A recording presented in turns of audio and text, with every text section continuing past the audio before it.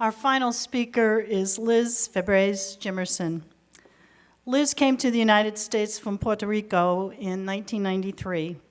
Her favorite classes were abnormal psychology, frameworks of understanding, and reflections on learning and development. A strong believer in the power of education, Liz always wanted to complete her bachelor's degree, but as you know, life and being a mom delayed her dream.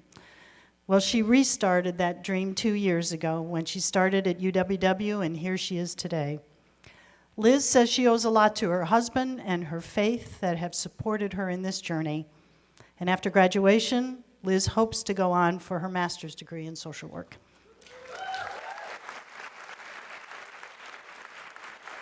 Liz's advisor is Dr. Mitch Boucher, and her concentration is human services. Please welcome Liz Febres-Jimerson.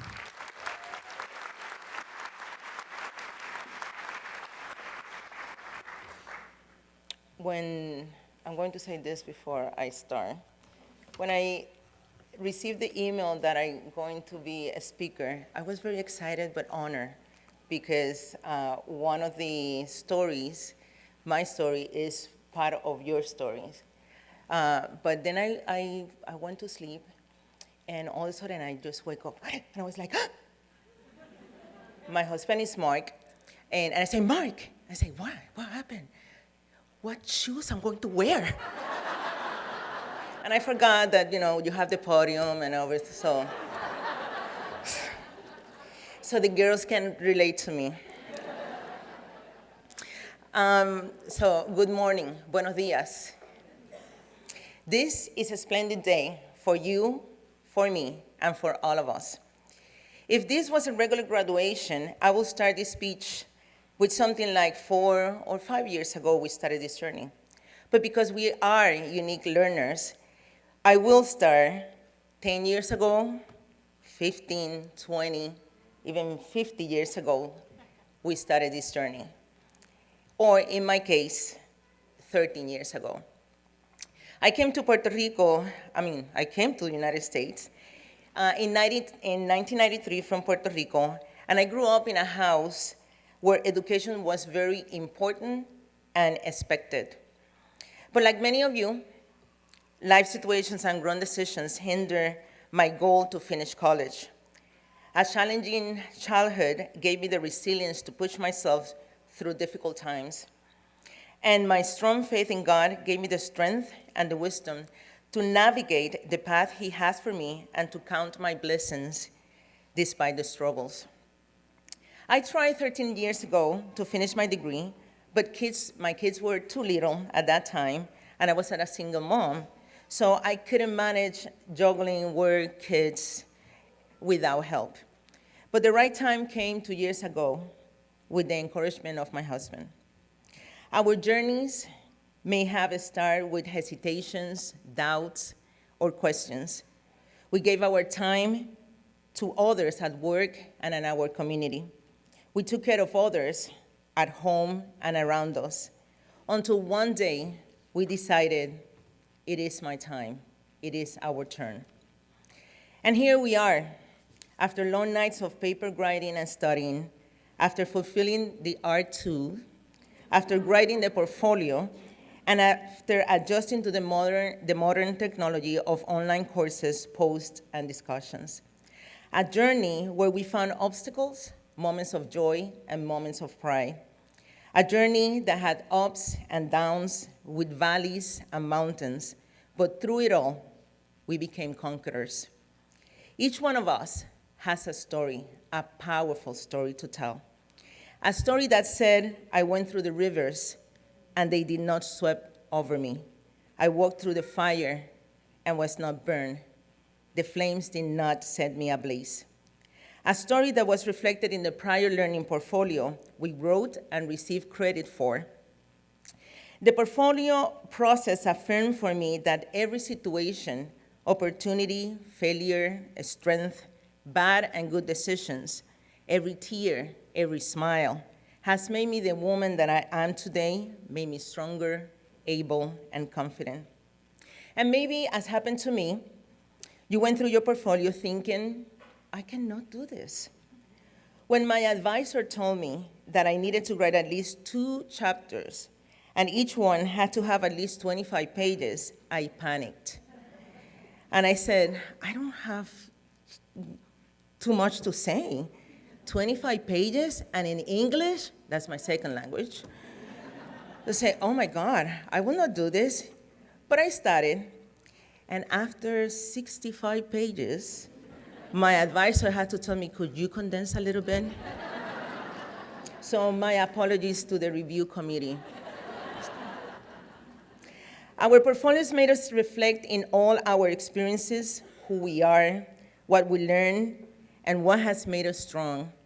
Our portfolios made us think about our passion, what we believe, where we have been, and where we are going. For some of us, the deep reflection work we did for our portfolios led us to change our professional or personal directions. For others, the work confirmed that we are doing what we're doing is the right calling, the right place, and the right direction to follow. Thank you to the UMass Amherst University Without Walls for welcoming us, for designing an adult degree completion program that allows us to be us, that acknowledge and value what we brought to the table, that challenge us academically through rigorous online coursework, and that push us to improve our abilities to write, think critically, and be informed and engaged global citizens. Thank you for the pioneers who 45 years ago created this wonderful, effective program that gave us the experience of a lifetime and value our lifetime of experience. Thank you for giving us the opportunity to rediscover ourselves and for motivating us to continue forward. Our advisors encourage us, believe in us, challenge us, and when they saw the potential, they push us to excel. Thank you for your commitment, for your friendship, for your professionalism, for your confidence in us, and for seeing sometimes what some of us did not see in ourselves. Thank you for making us believe that we indeed had a story worth telling to say, that we have a wealth of experience and wisdom to share with others. I know that each one of us has remarkable things to say about our advisors, and that each one of us will say that the advisor that assigned to me was the best. But I'm sorry to tell you, Sean,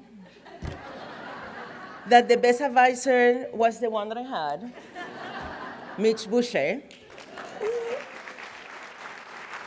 From the bottom of my heart, thank you. I want to thank God because He is faithful. To my parents for teaching me the importance of education, hard work, and serving others. Thank you to my incredible and loving husband for your support, your encouragement, and for helping revise my papers. He has an English major, so believe me, he was not easy on me. To my children, thank you for making me grounded and for being one of the joys of my life. This is for you. For me too, but this is for you. And thank you to my siblings that are here today, my sisters-in-law, and my friends, for being cheerleaders. I love you all.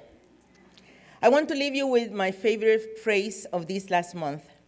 Move forward, and the doors will open. We move forward to get our degrees, and now we are in front of the door of hope, the door of change, the door of opportunity, the door of legacy. We are now alumni of the University of Massachusetts Amherst, one of the top-ranked public universities in the nation. And part of the UMass Amherst University Without Walls legacy is giving back and paying it forward so that others can have the same opportunity we have had to fulfill our dream of a college education. So when you leave today, here today, when we live here today, we have to remember that University Without Walls need us in the future as much as we needed University Without Walls. Congratulations. We are at the top of the mountain, and we can see the beauty of the landscape. We can see the beauty of all the places that we still have to have and need to explore and conquer. Let's keep pushing. Let's laugh, smile, and cry for joy. Let's keep believing in ourselves, in who we are, and in what we have become and what we can become. Let's enjoy what we have accomplished, but also look to the future for ourselves, for our kids, for our families, for our generations. I declare that what He has for us, it will manifest. Congratulations to the UMass Amherst University Without Walls class of 2017.